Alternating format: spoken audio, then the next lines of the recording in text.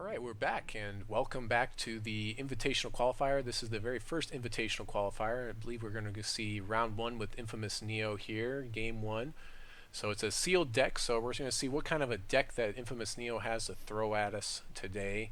Sponsored by GameForge, so thank you very much, GameForge, for sponsoring this tournament. So what kind of deck? I didn't get a chance to. We kind of stopped in on this. I wasn't sure exactly which kind of deck that Infamous Neo would be playing tonight. So this is going to come a little bit as a surprise to me. Looks like he's running a Bryson deck. Bryson is the champion that at 4 charges and 1 diamond and 1 ruby threshold, he allows you to give swift strike and +1/+1/+1 strength and +1 toughness to a troop. And looks like Infamous Neo has a pretty good starting hand here. He's got some diamond shards, ruby shards, fiery indignation, which deals 2 damage to target troop unless he has a 5-drop on the table. Deep gaze alkalite, which is going to, if it gets buffed with any type of shift powers, it's going to get stronger, +1/+1 every time it gets buffed. And then a neophyte awakener, and yeah, so his hand looks pretty good right now. Neophyte awakener, of course, has the ability that when it enters play, you can revert a target troop with cost 3 or less in your graveyard, and then put that troop in your hands at 2/2. So he's going to open up with the Deep Gaze Alkalite.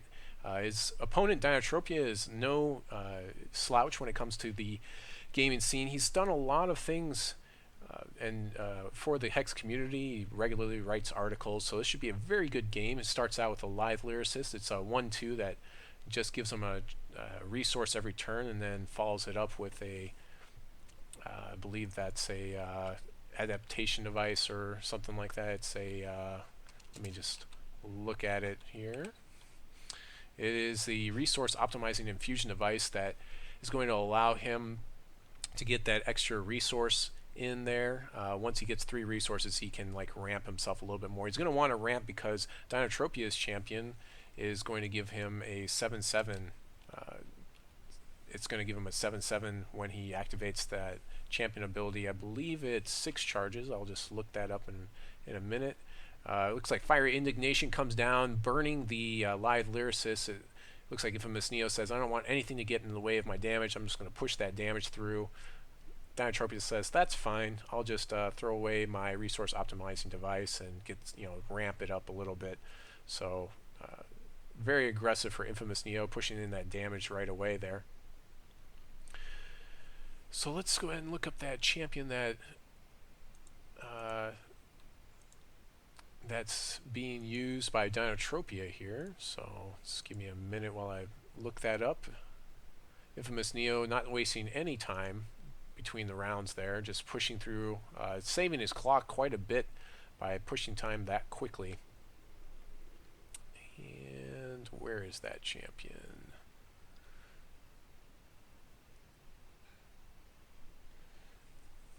Infamous Neo's dropping the 1/1 Swift Strike down on the Alkalite right off the bat there, pushing in 3 more points of damage, taking Dinotropia down to 15 health right away. It's only turn 4, and that's kind of a big deal. Dinotropia is in a pretty bad spot right now. He's on a 3-turn clock with the 6 damage that Infamous Neo can push every turn, but he drops a giant Grove Whisperer. Grove Whisperer with, it looks like the +1/+1 gem to make it a 5/6. It starts off as a 3/4, and then if you decide to put a minor gem on it, it actually gets an additional +1/+1. So that's probably what he did there. Infamous Neo dropping down some Scarlet Raiders with a and then a Ashenwood Soloist. So he's kind of like building up that board state. The problem with Bryson's ability is that Bryson Maplewood cannot use his ability if you don't have more troops than your opponent. So usually people that are building this type of deck are building for lots of troops on the table so they can always have maximum troops. So the actual the champion that Dinotropia has gone with is called Might Singer Elandria, a very popular choice for a lot of limited formats, as it does give you a Giganosaur, which is a 7/7 troop. Dinotropia dropping down a Centaur Healer to gain some more health back, kind of stabilizing his board, and it's looking pretty bad for Infamous Neo the way that Dinotropia stabilized his board state so well, and he's kind of in top deck mode, and Dinotropia just kind of is in the driver's seat, and he can start swinging away with maybe a Grove Whisperer and get some really good trades out of it, possibly. Depends. Of course, he doesn't have to worry about Repel because that's in set 1. We're only dealing with set 3 cards in this sealed deck format. Might Singer Alandria needs 2 wild resources and then 5 charges to get that Gigantosaur, and Dinotropia would put that into his hand, and he would then be able to play it for the 7 resources because Gigantosaur costs 7, which would be just one more giant body that Infamous Neo just does not want to see on the board right now. So it's got to feel pretty bad to be sitting in Infamous Neo's shoes right now. It's looking pretty shaky in this round 1 and taking 2 losses in this tournament so early. Ooh, Predator Prey comes down. And Centaur, yeah, it's not looking good for Infamous Neo at all. I don't know that he can stabilize this and pull things out. Yeah, that Grove Whisperer, where is it? That's a Grove. Let me just get the exact name there. It is the Grove Whisperer. Yes, I was right to begin with. And yeah, that does begin as a 3/4, but pushing through that damage. Infamous Neo down to 15, but he drops. Oh my goodness, he has a Huntmaster in his pool. Is that Houndmaster of Ardavas? Oh my goodness. So that Huntmaster every turn is going to drop troops into play. So I'll just bring it up. Huntmaster. Hunt Master. Having a little bit of an issue bringing things up, but Huntmaster is going to drop attack dogs and defense dogs every turn. Let's actually pull up that card real quick. Ardavius. Dinotropia pushing through some more damage. Looks like Infamous Neo is choosing to trade his Stalwart and an attack dog for the Centaur and take 5 more points of damage. It's just, it's he's kind of stabilized a little bit with the Huntmaster, but it may not be good enough. I mean, Dinotropia just needs to just keep pushing that damage through, and Infamous Neo is really in bad shape. So top decking a Mecha Filk Ape. I guess he could get rid of the buff that's on the Chimera Guard Fallen. But, I mean, Dinotropia's still got just a ton of things. Infamous Neo is probably going to end up just chump blocking for a little while or making suboptimal trades here. It still looks like Dinotropia has a really good board state. Also, he has 2 cards in hand, so we don't even know what those are. It's kind of a big deal. Let me get that Huntmaster. Still looking for that Huntmaster so I can pull it up and make sure that you, the viewers, are fully informed on his abilities. So the Houndmaster, it's not Huntmaster, sorry, Houndmaster of Ardavas is a 5-cost Diamond and Ruby Threshold. He has speed, and then it says at the end of your turn, if it's ready, create an attack dog and put it into play. Otherwise, create a guard dog and put that into play. An attack dog is a 1/1 that on the attack gets +2/+2, and the guard dog, when it blocks, gets +2/+2. So it looks like Infamous Neo has chosen to block the Mecha Filk Ape and the Scarless Raider to the Grove Whisperer to take him down. Maybe, well, I think that he kind of made a mistake here. He probably wanted to actually take him down. He could have simply have chump blocked and gotten the same effect there. So that seems like a kind of a big play mistake there. And he did chump block the Gigantosaur with another troop. So it's looking like it's just a matter of time for Dinotropia to just reestablish board state. I mean, the only thing I could see here, maybe a little bit earlier on, was something that maybe we don't. And I have no idea if Infamous Neo has it in his deck. Is the card that deals 1 point of damage to all his opponent's troops, but instead of instead of actually dealing damage, the important part is it allows him to not block. So it's a 4-cost sorcery. It's called Staggering Blast for 4, and basic action speed. He can deal 1 point of damage to all of his opponent's field and then push through that damage. But Dinotropia being at 19 health is probably just not good enough. He's getting in there with the Houndmaster, though. He went ahead and picked up another activation off of his champion power with the Houndmaster.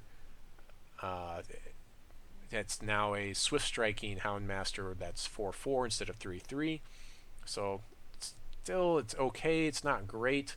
He needs to be able to deal with that Giganosaur, and the Grove Whisperer are kind of a big deal for him.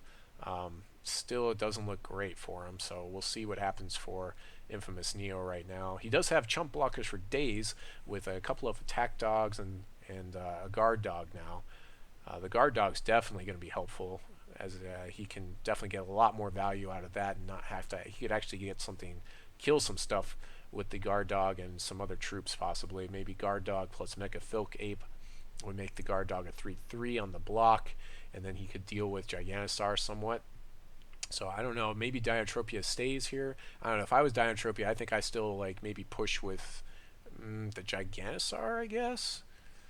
Or the I mean it's actually looks kind of like a stale board state for Dinotropia. He might just want to sit, and the longer he sits, actually it's much better for Infamous Neo, because eventually he'll just have enough troops that he can just swing in for lethal once he gets enough stuff on the table. So Dinotropia kind of still needs to push.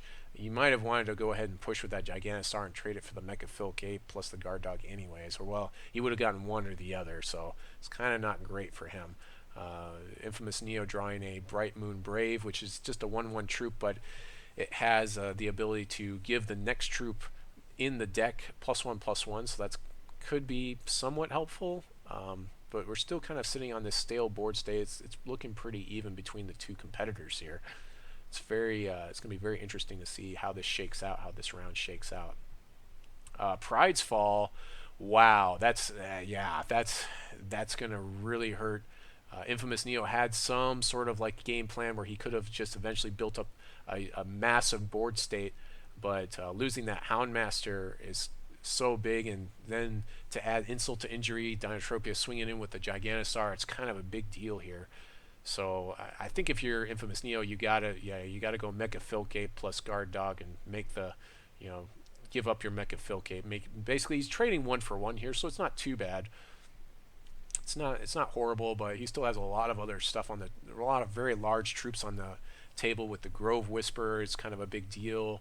Chimera Guard Fallen's kind of a big deal. Like if we end up in a board state where Chimera Guard Fallen can just keep swinging through, I mean he does 6 on the attack because he hasn't given his ability over. He has the ability that on the attack he gains the plus power to that. So Infamous Neo sitting on Shard Ward, so he's got some tricks now, so he can make some massive blocks and Shard Ward off either Diamond or Wild. So Shard Ward allows him to just prevent damage for any shard that he chooses, and he can do it at quick action speed, which means he can play it in response to anything that Dinotropia does on his turn, including his attack phase. So he has a chance to deal with that Grove Whisperer now if Dinotropia is foolish enough to swing in with it by itself. And honestly, like it normally this would be an okay swing for Dinotropia, so we'll see if he ends up falling into Infamous Neo's trap here.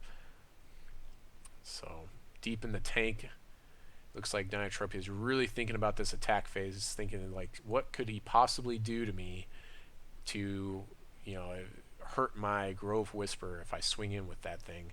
Or even, I mean, Chimera Guard Fallen, like he would probably just trade off guard dog, so that's not really a great attack. I mean, that's a pretty good trade for Infamous Neo. So Dinotropia, probably for the better, does not choose to attack there. Fiery Indignation drops for Infamous Neo. It does 2 damage. It's basic action speed, and it would deal 5 to target troop if Infamous Neo had a 5 or more drop in play. So that would be somewhat helpful because he could deal with, I don't know, maybe something, but looks like Dinotropia might be taking the bait here, and Infamous Neo is just going to go ahead and just block with the team. He's probably doing this, and then he's going to Shard Ward for Wild, but he's probably blocking with this entire team just in case Dinotropia has some sort of a buff to save his troop. to like kind of counterplay here, because if he had I believe that it is +2/+2 or +3/+3 additionally, so basically +5/+5. If he had that card, then that could be something that could have saved his troop there, but it looks like he doesn't have it. And excuse me because I don't have that card name right off the top of my head. I can't think of what it's called. I use it all the time.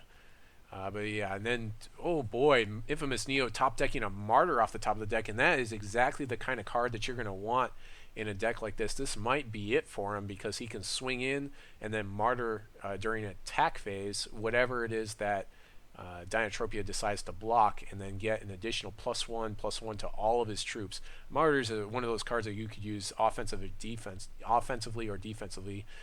Decides to open things up with a Fiery Indignation to get rid of one of those blockers. That's a pretty solid play right there. And he's going to swing in with the house here.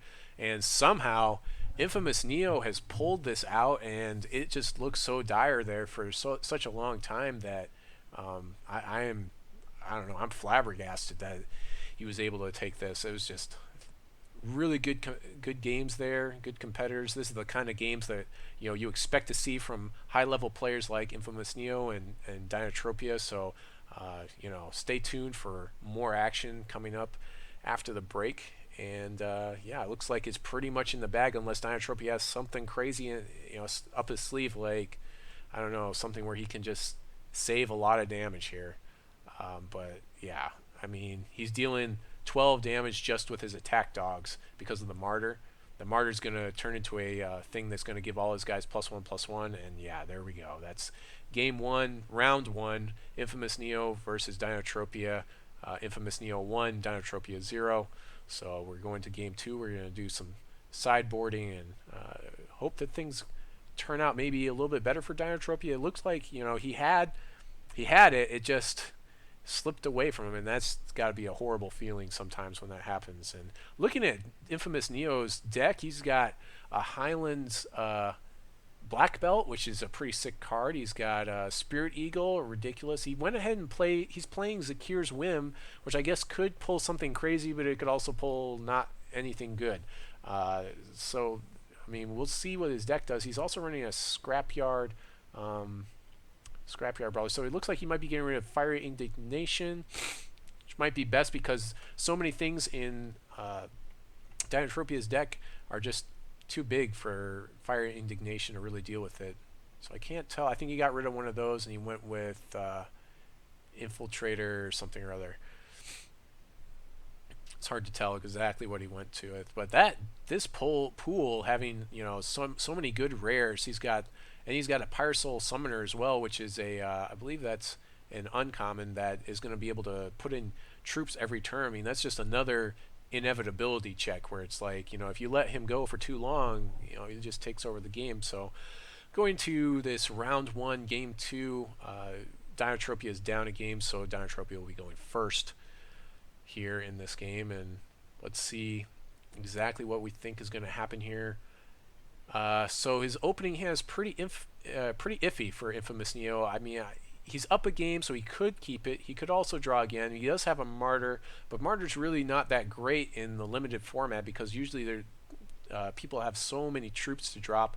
He does have a Spirit Eagle, which is pretty sick, Neophyte Awakener, and then a Sepulchre Stalwart, a Scrapyard Bruiser. He decides to toss it away for an Inflict Out and a Neophyte Awakener and more shards that he's pretty much, he needs 1 diamond shard to basically be live on all the rest of the cards in his deck. So we'll see what happens here. He's actually got a lot less of what I like to call time damage. Infamous Neo is about 4 minutes ahead of Dinotropia, so he spends a lot less time making the decisions to win those games, is what it looks like there. So here we go, Infamous Neo dropping those shards, setting up for the game. Dinotropia opening up with a Sunseer, which could give him a pretty ridiculous drop here. If he ends up with something that has a lot of life gain that Infamous Neo just can't deal with, that could be a real problem. Deep Gaze Alkalite, we've seen this before. This is very, reminiscent of the last game that we've seen with Infamous Neo, where he dropped the Deep Gaze Alkalite right away, and eventually Dinotropia was able to deal with it, but he just has so many drops. Infamous Neo has so many drops that, yeah, it would have been a pretty bad block for Infamous Neo to block that, to make that trade with the Sunseer versus the Deep Gaze Alkalite. Infamous Neo really just wants to just buff that guy, get him out of range. Pyre Soul Summoner might be coming down here. That's kind of exciting. Again, Pyre Soul Summoner is going to put in either 1/1 Flying Phantoms or 3/1 Blaze Elementals. Now, the Blaze Elementals go to the graveyard at the end of the turn, so they are not as persistent, which means that it's 3 damage right away, but you basically get nothing else after that. So it's going to be very interesting. I think he's going to go for mostly. He should mostly be going for those spirits, is what I would think he's doing. So again, swinging in with that Sunseer because, of course, Infamous Neo, there's no way he's going to want to trade the Pyre Soul Summoner. In fact, he could just trade tokens. These token-esque. Oh, and then Houndmaster makes his triumphant return, and looks like Infamous Neo is going to go and throw a Phantom up before the end of. Okay, throw a Phantom up and throw some Swift Strike on it right away, or throw it on the Alkalite. See, I think that was a little bit of a play mistake there. Typically, when you have cards like Pyre Soul, you want to either respond to your opponent's removal or play those Phantoms in your opponent's end step, or maybe if he really wanted to block with it, he could play it right before blockers during his attack phase. So I don't know. I mean, typically you want to bluff with as many cards in hand as you can. So maybe I have something I can play at quick action speed. I have lots of options. He's basically shown Dinotropia you can do whatever you really want to do this turn. I just don't care. And he could trade this Phantom, but honestly, because he's ahead on damage, he may not really need to. So we'll see what happens there. Dinotropia is at 4 shards, 2 wild and 2 diamond. He does need 1 or 2 more to really get things moving. Decides to go defensive and not attack with the Sunseer that time. And looks like Infamous Neo's just gonna go keep pushing away with the Alkalite and the and looks like Dinotropia is Shard Ward. So that's kind of good. I mean, he's getting a 2-for-1 with the Shard Ward on the Deep Gaze Alkalite because Infamous Neo did have to put the champion ability, his Bryson Maplewood champion ability on, but then he drops down the Houndmaster, and I don't know, Houndmaster is kind of a big deal. Now, he could have played the Houndmaster before combat and swung through with them with that speed, but maybe he's thankful that he didn't because Dinotropia has maybe another trick or two up his sleeve with so many cards in hand. I think you don't even really swing in with him just because he produces so many troops for you. Oh, and there's the Grove Whisperer making a triumphant return from last game. But this time, Infamous Neo can keep making those Phantoms. Oh, Martyr coming up just at the right time, and of course Inflict Doubt.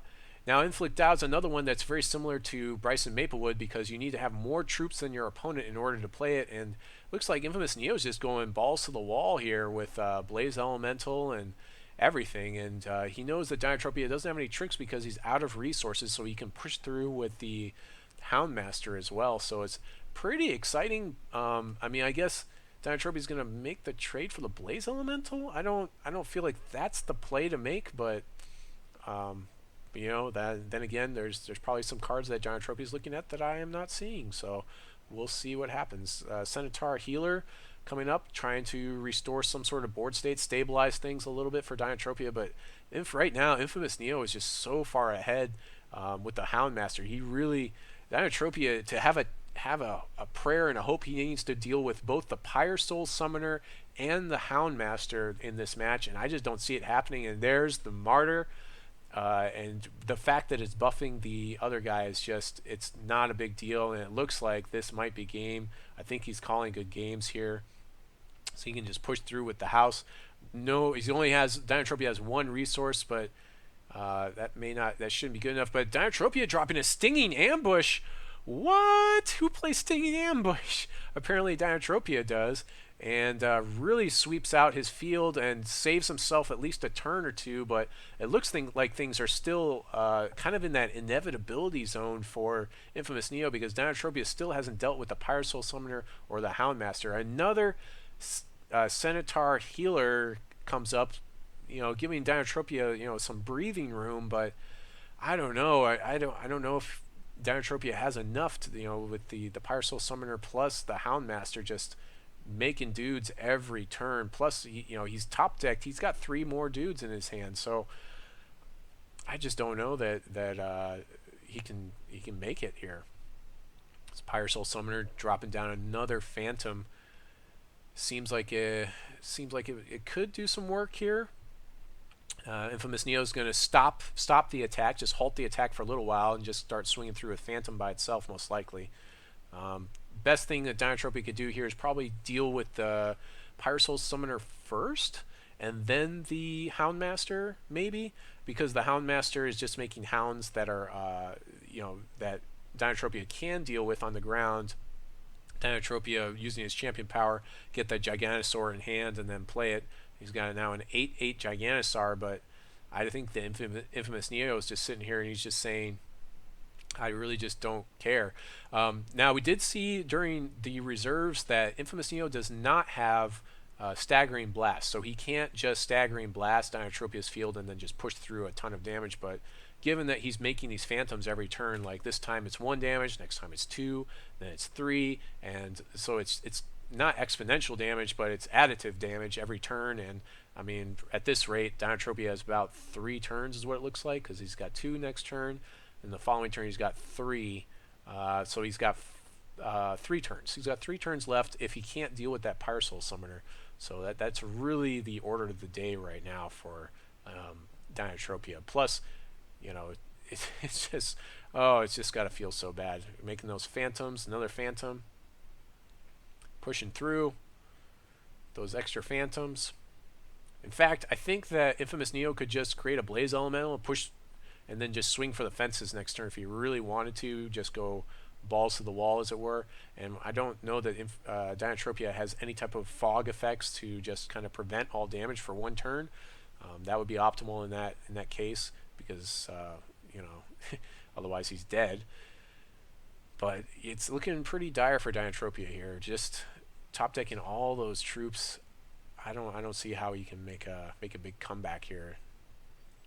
So it looks like Infamous Neo is making an interesting play here. Oh, of course, he has the Shard Ward. I forgot. I didn't look at that. So he's going to gang block the Giganosaur, and then he's going to Shard Ward. Now, Shard Ward gives all of your troops immunity from a specific shard of your choice. Of course, he's going with Wild here. It'd be interesting if there's some things that you could play at quick action speed to like change the basic shard of a troop.